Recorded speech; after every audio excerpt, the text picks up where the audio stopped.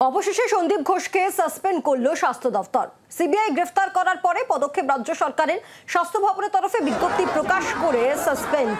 15 দিন লাগাতার জিজ্ঞাসাবাদের পর গতকালই সিবিআই গ্রেফতার করে আরজি করে প্রাক্তন অধ্যক্ষ সন্দীপ ঘোষকে। আজ আদালতে তোলা হলে 8 দিনের জন্য নিজেদের হেফাজতে পেয়েছে সিবিআই অফিসাররাই সন্দীপ ঘোষকে।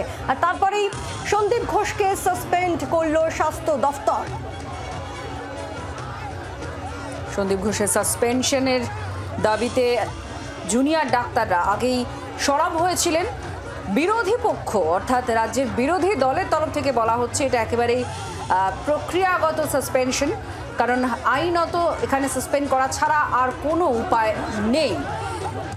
কমলাক্ষ আমাদের প্রতিনিধি আমাদের সঙ্গে আছেন, আরো বিস্তারিতভাবে জানাচ্ছেন। কমলাক্ষ, স্বাস্থ্য ভবনের তরফ থেকে সাসপেনশনের নোটিশ দেওয়া হয়েছে, কি লেখা হয়েছে, কি বলা হচ্ছে? কারণ বিরোধীরাও তো বলছেন যে এখন নিরুপায় হয়ে সাসপেনশন করা হয়েছে, কারণ এটা প্রক্রিয়া।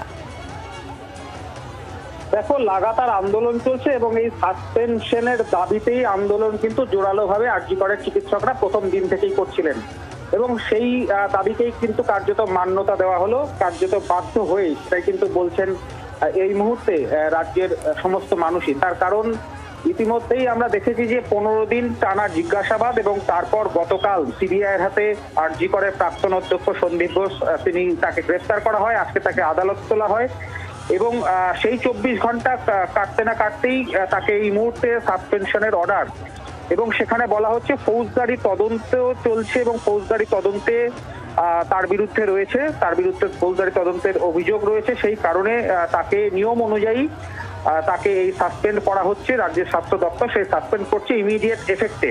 সুতরাং বুঝতেই পারছো যে আমরা দেখেছি যে আজকেও আরজি করের চিকিৎসকরা তারা লালবাজারে গিয়ে সিপির একদিকে অপসারণ এবং তার সঙ্গে দেখা করে তাদের যে দাবি সেই দাবিগুলি তারা তুলে দিয়ে এসছেন এবং তার সঙ্গে সঙ্গে এই সন্দীপ ঘোষকে সাসপেন্ড করতে হবে সেই দাবিতে কিন্তু একেবারে জোরালোভাবে আন্দোলন চলছিল। কিন্তু আমরা ঘটনাক্রম যদি দেখি যে 9ই আগস্ট ঘটনা ঘটার পর থেকে স্বেচ্ছায় প্রথমে আরজি করের যে দায়িত্ব অর্থাৎ প্রিন্সিপালের দায়িত্ব থেকে তিনি ইস্তফা দিয়েছিলেন সন্দীপ ঘোষ এবং তারপর তাকে ন্যাশনাল মেডিকেল কলেজে স্থানান্তর করা হয় সেই প্রিন্সিপাল পদেই, এবং তারপর থেকেও কিন্তু জোরালোভাবে আন্দোলন শুরু হয়।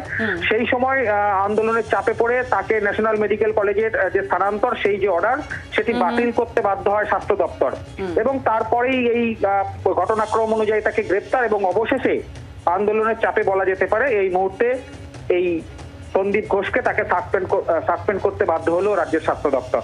ধন্যবাদ কমলাক্ষ। বাংলার আওয়াজ, বাঙালির আবেগ, জি 24 ঘন্টা।